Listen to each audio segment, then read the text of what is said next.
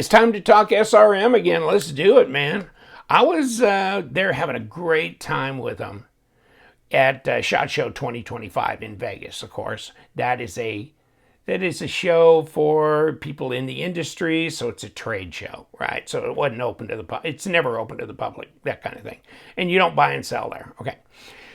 But I got to see some of their newer knives, and they are doing a lot of these kind of sandwich blades, you know, and Damasteel, true Damasteel, but also blades that have a hard core in them, like a very more edge retention core, and then an outer core, an outer cladding that is got more toughness to it and less expensive. And so they're very interesting, okay, those laminate blades.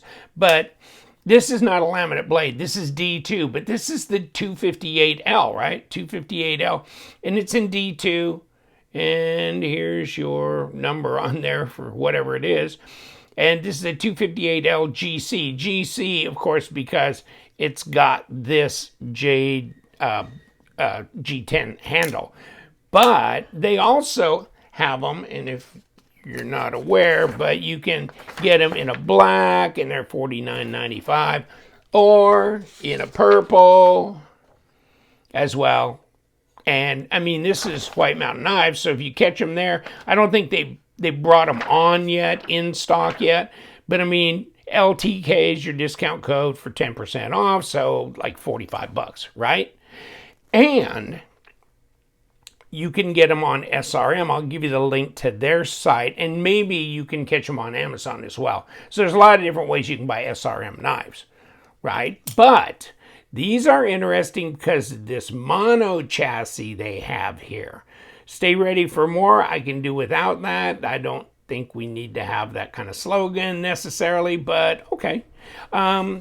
But it's a mono chassis, and it's interesting because some knives have a mini kind of mono chassis, and others have this full one. I'll show you that in a little bit. But this is their Ambi-Clip, and this, of course, is their Ambi-lock, because this is ambidextrous, and their Ambi-Clip is ambidextrous as well. But it's pretty damn stable. You know, it'll move a little bit, of course, because you got two prongs coming down here. And yes, you can possibly move it, but you ain't going to remove it easy. But you got to push these together and then push it out. And it's not as easy as you might think.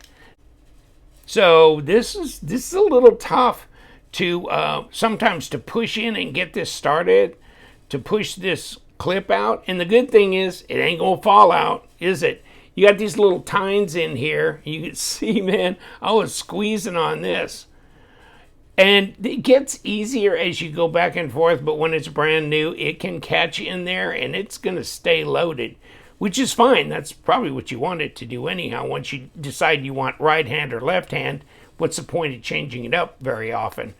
But the good thing is you can pull it out, and you can feed it over to the other side and right in there, and you can go in. You push it all the way, you clicked it in place, click it that way, and then this way, I'm going to go back and put it right here, in here, and not that part of it, this part.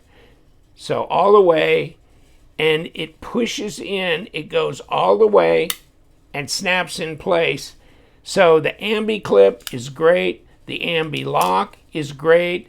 Mono chassis is great. And they also have a little nut on the end here inside that keeps your pivot tight to where this is not going to loosen the pivot here of the way this is all put together. And I'll show that to you because they do show it off on their site. And let me see if I got, oh, by the way, you log on there. If you've never ordered anything off their website, then you can also get 10% off on your first order. So you might want to ceramic bearings, mono chassis liner. This is what I'm talking about. The anti-loosening pivot is right here, okay? Now, there's your Omega spring going there. And this is the mini chassis, right? It's not the full length chassis. They will do it for the lightweight ones where they have a shorter little chassis, but this is the anti-loosening pivot, okay? No need for adhesive there. See, this is a full-size mono chassis, all right? And then these are your bearing rings here. These are your omega springs. But you can see how this all comes together here. And then there's an outer screw that comes in here. But this and this are really what holds the sandwich together. Isn't that interesting? That's pretty crazy. Okay, and so there's the mini one, the lightweight mono chassis liner. That's what they're calling it. Okay, so they have both. This one's got the full length dog right here. And this is 3.5 or a little over 3 inch, 3.56 inch, I think is what they're saying. There's all your stuff here. 8 inches overall length, 3.54. Sorry, 3.56 I was saying. And ceramic bearings, okay, 3.54, right? Also, another big thing is the cooled sharpening. So they're not burning the edge up when they put the edge on it, right? And speaking of edge, let's check it out. I mean, oh God, that's freaking ass sharp. And okay, I don't know if I should tell this story because then you're gonna laugh your ass off and I'll be the butt of every joke. But look at that. That is like a mirror. Okay, I was out in the lanai. I got this, it came in the mail. So I take my knife and zip the package open and I take this knife out, you know? And so I'm messing with it like this, doing this, sitting out there in my shorts, it's like 85 degrees, right? And I go to do this. Middle finger, flick it out, and for some reason I mishandled it, did something, but the blade was open, right? And I did something and it flipped upside down and it was out of my hands. So I pulled my hands back because I didn't want to try and grab it with that sharpened edge. And it smacked me on the left thigh and bounced off onto the floor. Thank God I have a carpet over that part of the tile floor. I, at first, thought I had just stabbed myself in the thigh and was figuring the blood is coming. It's coming, okay? I mean, it's kind of like Jim Belushi in True Lies, right? I mean, they're having that firefight with those terrorists or whatever, those guys, and this guy's got a machine gun. Jim Belushi's standing behind a pole this big around. You see that movie, right?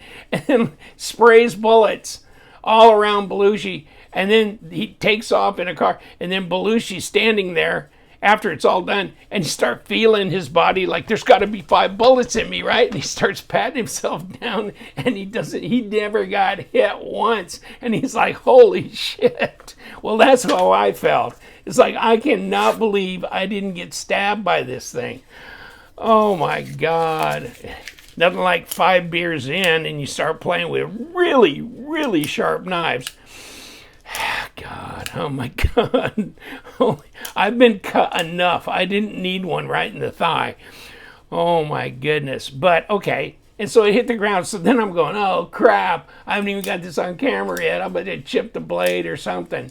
I couldn't find any damage on this thing at all. But it bounced. It hit an area rug. Thank God for that. So no damage. No problem. And this thing is sharp ass, okay? It's $49. Oh, after discount, it's $45. And it's got the Ambi-Clip. And never move it if you don't need to move it, because, you know, it's some of the earlier models with the Ambi-Clip, I could just like push and push.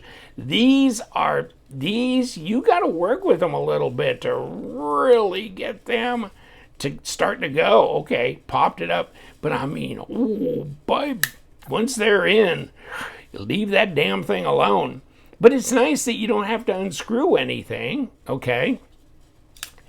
But I like all the different things, the cool grinding, the mono chassis, the Ambi-lock, the Ambi-Clip. And you know what? It's comfortable, and it's sharp as hell, and blade to handle length is fine, and the overall design is great, and it's a full-length knife, which I haven't even grabbed my thing to show you. But it's 3.5 inches. And shit, it's 3 3/4. Hold on. 3.5. Okay, so 3.54. Okay, I'll go with that. You know, at 91 or whatever millimeters and 8 inches overall length at 20.3 centimeters, right? But it's not that fat. And let me see if I got my calipers out here. Here we go. 0.51. That ain't much. 13.1. Okay, let me see what we got for blade stock. 2.7. Okay, blade stock. Nah, it's good. And it's a stone washi, but wow, it's really inexpensive. I think my biggest complaint about this knife was, personally, and I know there's a lot of guys that like D2, but I could have been 14C. Or their 10CR that they've been running, right? So I could have done 14C. I think I would have preferred that. Not sure why they went with D2 because it's a semi-stainless. I mean, it's good, and if it's done good, it's got good edge retention, and it's a good user steel. I get it. But, you know, high humidity and that kind of stuff down here, at least it's semi-stainless, so it should hold up with not a whole lot of intervention on my part. You know, just take oily rag or spray it down with all. I've got so much stuff I can use, including now I've been using this Wolf Ultimate. This has got Cobra Tech. It's really supposed to keep the corrosion at bay completely. So I've been kind of experimenting with it, and there's that. But and that's Wolf Premium Oils, I believe. So I've been messing with that and some other things too. But there it is, and it's quite the deal. Now, maybe we ought to take a little look inside at, I don't know if I need both these or what, because what are we doing here? Well, we got to go backside here, so let's just try and open this up just to look at that anti-whatever nut. Oh, and they got a little O-ring underneath that. Okay. I guess that's to keep that from getting too wound up, you know, too damn tightened up. And then this is definitely got to be number 6, right? Okay, it is. So let me see how I can approach this. That just comes right off, doesn't it? Okay. See, and there's your inside of your Ambi-Clip. Although that's where it clicks into. You can see where those notches fit in there, and that's why it won't come back out. Between that and the outer scale, it traps it. Okay, so there's that. Okay, so let's do this. Okay, so we got this.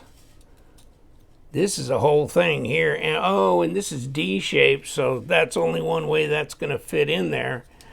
And then we got to take this whole pivot assembly out. That's why I don't like the standard stuff, because it's tough to fit in there with the bearings and make sure that all fits in there without anything moving to put it back together. You see what I'm saying? Like some of these inner guts have moved a little bit, right? And you got to open it up. See, here I'm starting to move the bearings around. Okay, now this is starting to come in. But that is not easy to get everything lined up, and it comes back through there. But when you pull that pivot out, everything's got to be stacked in here before you can put it on the outside of this scale. All right? I mean, you kind of get that? So that's why that becomes difficult. That's why the clutch lock with a screw here and this whole piece here, this is an independent piece. Okay, and the screw comes out. So this stays in here and keeps everything aligned. I'm just saying, right? Now here's your front scale, and here's your thing. And so the thing is, now you can drop all this out. And now you got multi-row, but it's not ceramic bearings. Those don't look like ceramic bearings. You know, this anti-loosening nut here or whatever is not on every model because it's not on the model we're talking about. Okay, we got a captured pivot here. It's squared off there. Now, this is all apart, all right? And then here's your, oh God, this is coming out too. So we got this that hooks up in here and goes through here. And then, of course, your screw comes up in here. And I guess you could just go ahead and pop that out if you wanted to. But I'm going to leave that backspacer right where it is. Or it can come all the way out, I guess. Okay. But here's that. And then here's this. Now, here's the bearings, all right? And this. So we've got it completely disassembled. And of course it has a little O-ring, probably to make sure you don't get that damn thing over tightened and mess yourself up. So there is the entire disassembly. The reassembly can be very difficult because you understand that you can't just put this and put this through here. You've got to get this back installed with your Omega spring installed, which means the side on the other side has to be installed with that Omega spring, correct? But in order to be able to do that, then you have to have the entire pivot done because this blade has got to be in here and lined up, and that whole pivot needs to be lined up for you to be able to put the final on here, okay? Yeah, and then put this pivot has got to go all the way through everything after you're done. So let's put it back together and see how much fun that is. Not all that much fun. Okay, so we want to put this in here. And this one will be like this because, whoops. Okay, here you go. Let's just put it up here in this little notch. Come on, baby. Yeah, where it needs to go. Now, this will go here. Now, I hope I'm not getting ahead of myself. But let's go right here, okay? So now we got the Omega spring hooked up, correct? Okay, correct. Now, we have to hook up the Omega spring on this side too.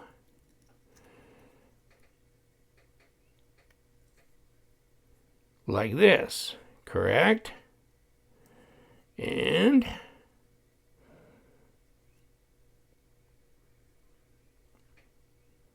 not near as easy as the clutch lock.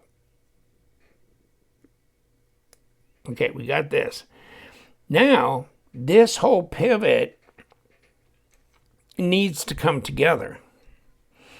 Okay, so I'm not going to mess with it too much. I'm going to leave it like this. And then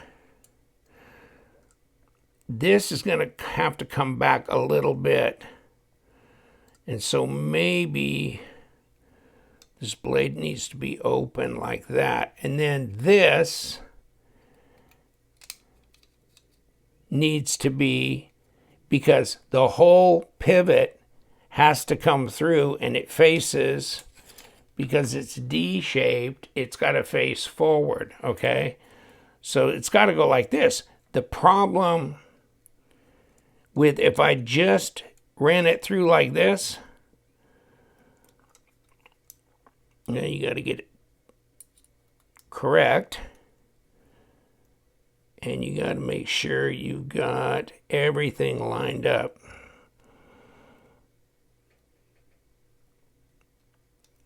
And it'd be easier to see from the other side. Okay.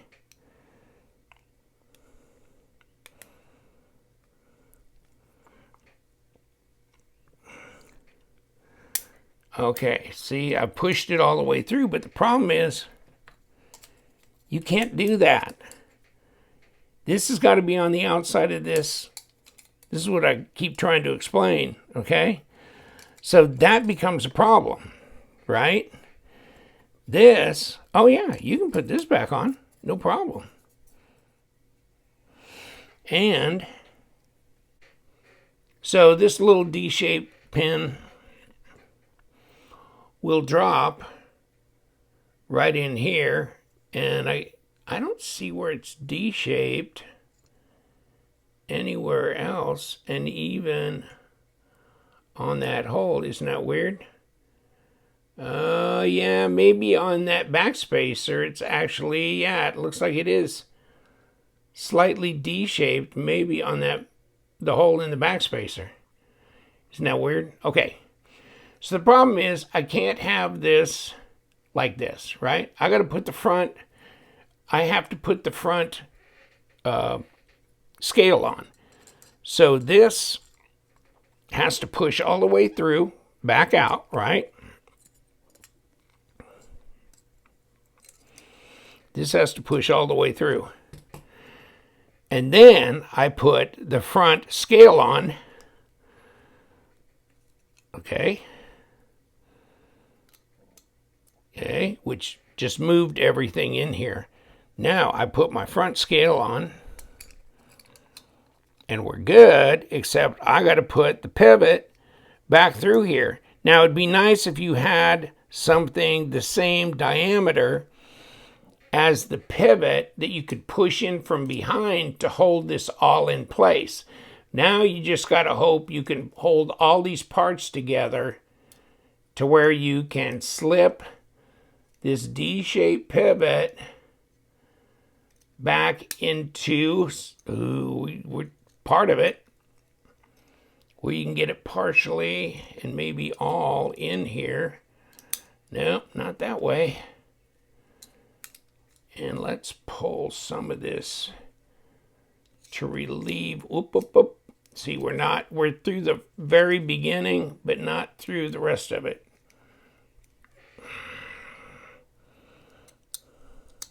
Okay, it just clicked through a little bit more of it.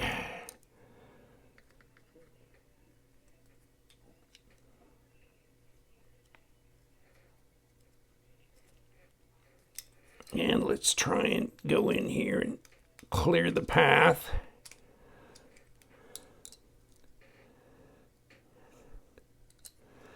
To keep it from being, oh yeah, good. Okay, that's the problem.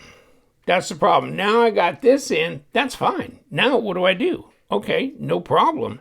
Then I can put this on, okay? This has never been a problem, but you know, you gotta feed the whole thing through, and then you can put this little dog in, and then you can put this on here. See what I'm saying about standard axis lock knives or crossbar lock? Yeah, they're a little difficult. You need to have something the diameter of that pivot that I pushed through there in there to stand in there, so you can just push this whole thing through, and the diameter sized little plug will push out the other end when you push it all through. I mean, something to hold it in place, right? If that makes any sense to you. And then, okay, now we've got this D-shape piece that's got to go in the tail section. So let's see if we can spin this around to where it finds the correct orientation. Oh yeah, okay, good. Okay, finally we worked it through. Okay, now get this little dog in here. See what I'm saying?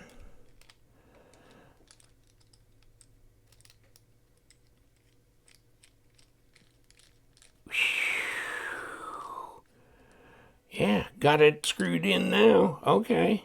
And then we got this, which is SRM here. Correct orientation because it's D-shaped. But, you know, you got to make sure you got that done. Now, okay. Is anything loose? Nope. Nope. Okay. And it's centered. Yes, it is. Okay, now, Ambi-Clip back on, and we're done. Yikes. Okay, so I wasn't for sure that this had the anti-loosening, but it doesn't. Maybe it's just the mini chassis ones.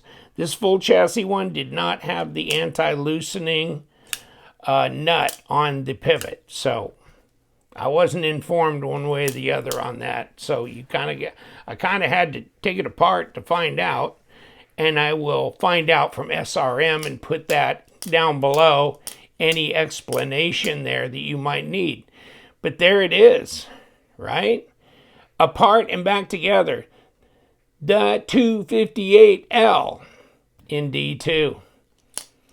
It's tricky. Thank God those bearings stay pretty much put on the blade here. And you have this one-piece chassis. That makes it easier to reassemble than a typical axis lock, crossbar lock type knife that has two separate liners, okay, that have got to go together. That becomes a bit more of a challenge. All right.